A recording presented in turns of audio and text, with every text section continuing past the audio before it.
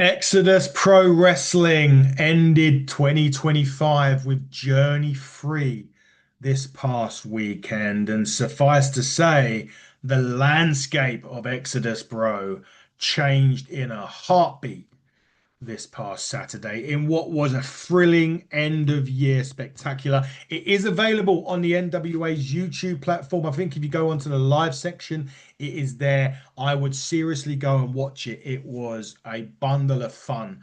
Exodus Pro. Congratulations on a tremendous end. Noah EC3. You definitely, when they sometimes say they save the best till last. You certainly did on this one. No Fiona Lochran this evening, unfortunately. Schedules are against us this week, so she can't make the Exodus Pro review show. Unfortunately, hopefully back next week when we can talk all things NWA. But let's begin. Exodus Pro 3, starting with their resident cowboy, Cowpoke Paul, against a newcomer, Jeffrey John, who I wrote down here looked like Little Purple Riding Hood with his little scarf hat he had on. Really fast start to Exodus, which is really good. I think sometimes when you do start the show, you need to kind of get the crowd invested straight away. And they absolutely love Cowpoke Paul. He is a fan favorite if I've ever seen one at Exodus Pro. I really enjoy his stuff in the ring. He does bring that excitement to the crowd. He gets them going, which is exactly what you need in this.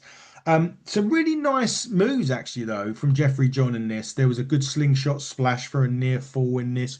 We saw some Eddie Guerrero suplexes, nearly the trifecta in this as well. And this was just a really fun beginning. And it really did set the stall for what we were going to get throughout the evening at Exodus Pro Wrestling. There was a little bit of strong style in there as well. It was nice. You got a nice bit of everything in this match. A thoroughly enjoyable match. But we dozy-doed all the way and a spinning DDT, and Cowpoke Paul is the man that picks up the dub. He's on a little run, Cowpoke Paul. He really is on a run, and I'm looking forward to see where this goes because we're saying sort of maybe outsiders for the NWA Midwest Championship, but surely the wins he's racked up, he must be coming close to the championship opportunity. I'm listening. I'm not Noah. I'm not EC3, but he's winning matches, right? And if he's winning matches, he's got to be in there. He's got to have a chance at least of the gold, or at least an opportunity at the gold. But Cowpoke Paul picking up the W to start proceedings. I was really looking forward to the next tag match, the next match, and it was a tag match. It was Man Bun Jesus. Sam Bill and Man Bun Jesus with the Panda, of course. They were going against Blake Banks and Victor Benjamin. And I tell you what, the sort of I would say the what's the word? It's not I don't know. Anyway, what I'm trying to get at is what you get with Blake Banks and Victor Benjamin was Blake Banks is that cocky little bully that you get at school. You go to beat him up, and then his big brother comes along. That is the combination of what I see with Blake Banks and Victor. But I tell you what, Victor Benjamin, no disrespect to him, I'd seen him once on Ring of Honor. I hadn't seen a lot of him. My God, I was really surprised here. I mean, he's got MMA background and everything else, but Jesus, he can hit like anything on this, and his striking ability was second to none. I tell you what, I don't know why he's not been picked up. And maybe look, this is a showcase for the NWA, right? This was an NWA territory showcase show. If Billy Corgan's watching this, I would be getting on the phone to Victor Benjamin because he's got it. There's something about that guy. Great striking ability in this. He's got a lot of good stuff. Banks, on the other hand, was the one getting. It was kind of weird because, like, generally in tag matches, it's all about the hot tag, but it's normally about the fans' favorites getting that hot tag, and then it goes to the end. But it was kind of the other way around in this one. Banks was the one getting beaten up, and then he tagged. He tagged in Victor Benjamin, and it all went crazy. But MBJ they're a great team, man. Man, Bill Jesus were a great team, and they were doing the general tag team, the quick tags in and out. Really, really good stuff from MBJ. And again, I think we said me and Fee said this before. The Crockett Cup next year, there is just so many teams down in these territories that I really think NWA need to look at. MBJ is one of them. They were very good on this, but I was so impressed with Victor Benjamin in this. And actually, it was Victor Benjamin who hit this knee strike and a half. I think as Man Bun was flying off the top rope, and they actually got, in my opinion, a really surprise victory. I wasn't expecting these two to win. But that knee strike off, geez, my goodness gracious me. It, I mean, it knocked him for six. Well, it certainly knocked him for three because they got the pinfall from it. And Victor Benjamin and Blake Banks pick up a big win in Exodus Pro. And look, the main event are tag team champions right now. When you look at the picture in Exodus, there is a good tag team picture going on there in Exodus Pro Wrestling. And these two teams. I mean, I was going to literally say that MBJ should be next in line to the main event, but well, they're not because we'll get into the reasons why they're not in a minute. But now you have to add Blake Banks. I hope this isn't the last we see of Victor Benjamin, and I really want to see him on that, not only on the Exodus roster, but I want to see him in the NWA as well. I think he's got a lot of good stuff going on about him for sure. We move from there. I mean, sublime to the ridiculous, but in a funny way. Gannon Jones Jr. Now, his tag team partner Duke couldn't make it. He was getting called out by my favorite tag team, Shot Through the Heart, Love Doug and TJ Crawford. And Love Doug said, "Hey, you can go one on one with me, and if I win, we get a championship opportunity." So, of course, it was accepted. And of course, oh, there was a pink chair, which they called the hot seat, by the way, which I thought was hilarious. Um, it didn't last long. I think I sipped my coffee once, and Gannon had Love Dug out for a free count. But then they changed it. TJ Crawford takes the mic and said, "Hey, no, no, no. If you beat me, we're not going to get nothing. But if I beat you, we get the championship match." And again, I took a sip of my coffee, and Gannon hit a power bomb. One, two, three. This was done. But it didn't end there. For their sins, um, they decided they wanted a double date. TJ Crawford, Love Doug versus Gannon Jones Jr. And if Shot Through the Heart win, they get a tag title opportunity. And it was quite funny because they just couldn't knock him down during this. I did predict the ending of this match though, because I could see where we were going here. And funnily enough, the ending of this was what I'd class as Bobby Heenan on the outside of the ring and someone trying to suplex Kurt Hennig into the ring and he grabs their legs, they fall down and he holds onto the legs so they couldn't kick out. That's exactly what happened here. And Shot Through the Heart will get an opportunity at the Tag Team Championship match. I believe it's going to be in January the 17th at New Game. Which will hopefully be on the NWA YouTube channel, so we can see it again. It was a bit of fun. It was a really hot start. Then you had your bit of fun. Then it turned serious, and that's what I liked about the placements of this on Exodus Pro. It then turned really serious because if you remember the last show at Exodus, we saw Christian Napier put the skewers into Ashton Day's head. And Ashton Day, they were going one on one in a grudge match here, and Ashton Day had his family at ringside, and I mean, with Ashton Day and with not so much Napier, but with Ashton Day, we don't normally get the brawling side of him, but on this one, this was I'm gonna swear this was a fucking fight.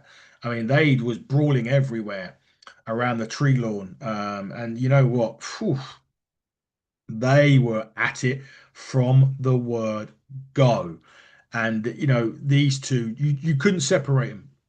And I was saying throughout this whole match that They need to have another match, but it has to be a kind of gimmick match, you know.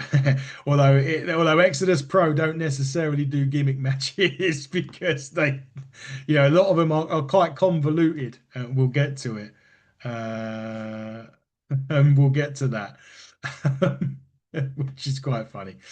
But anyway, these two, there was a major cutter in this, by the way, huge cutter from Day that got the victory actually on this. But at the end of this, Ashton goes to grab the bell and use it on Christian Napier. Napier actually pokes him in the eye with a skewer and then hits him with the bell. Um, so that's where I think we're going with this. I mean, a victory from Ashton Day. He's been on the show. He's a great guy. Fair enough. Apparently, Christian Napier is going to be coming on the show before New Game. So we're looking to work things out with Christian Napier to come on and find out what this is all about. But these two, I don't think we're going to see the last of. I hope we don't anyway, because they're two great talents. But in terms of the match, I think we need to take it up a notch now because it's their street fight, falls count anywhere, no EC3. You got to do something like that. But nevertheless, win for Ashton Day, but at what cost? We will see. Um, by the way, Alison Kay was on commentary from the Hex through most of this match, through most of the show, through half of the show. Anyway, we went before the intermission, and it was this. This was fantastic, this match. Matt Cross and Anthony Green. Cross has such fantastic ability. There was lots of counters in this. There was a great counter to a sunset flip. Uh, This just, I thought that, Victor Benjamin was good. Matt Cross is so experienced, and Anthony Green is the alternate for a reason. This blew me. This was a great, great way for Exodus to go into the intermission because that crowd, they were kind of like after that last match, you know, they needed something like this, and they absolutely got it. Was it my match of the night? I think it actually was. They left it all in there. They were so well matched, and they had such great chemistry. Did Matt and Anthony in this? It was just, I would say, look, just go and watch it because it really, really was a spectacular match. At some point of this, I thought that Cross had it won with a beautiful standing moonsault. It was a thing of beauty. Thought he had the match won, but then Anthony Green hits this super unprettier to get the job done. My God, honestly, go and see this if you haven't done already. It is one hell of a match. And what a way for Exodus to go into the intermission. At which point, Lord Cruz replaces Allison at AK at ringside. Lord Cruz was meant to be wrestling on the show, but unfortunately had a car accident and was unable to compete. But it was now time, after we've had our coffees and our chocolates or whatever we was eating, for the Brandon Beretta strictly business plan. And this time he was doing a convoluted multi-man match. That's what he had to do. I like it with the whiteboard. Hold it up, up, up. But anyway, um, so the rules were that every time Brandon Beretta hits a waist lock, another person would be in there, would come in.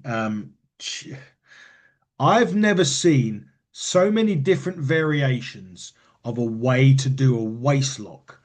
Brandon Beretta is a super talented. I mean, this was a bit of a gimmicky jokey match, but there's nothing the gimmicky jokey about strictly business Brandon Beretta. He is.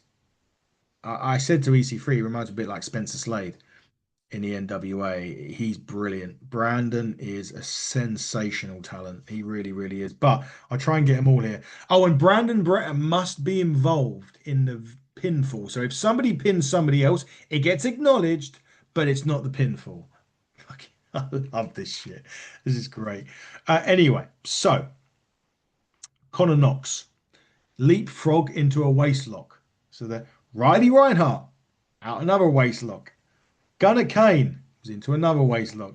Austin Blaze. And then we're literally saying this as it's happening. Waist lock. Jermaine Marbury, who I really, really like, by the way. Waist lock.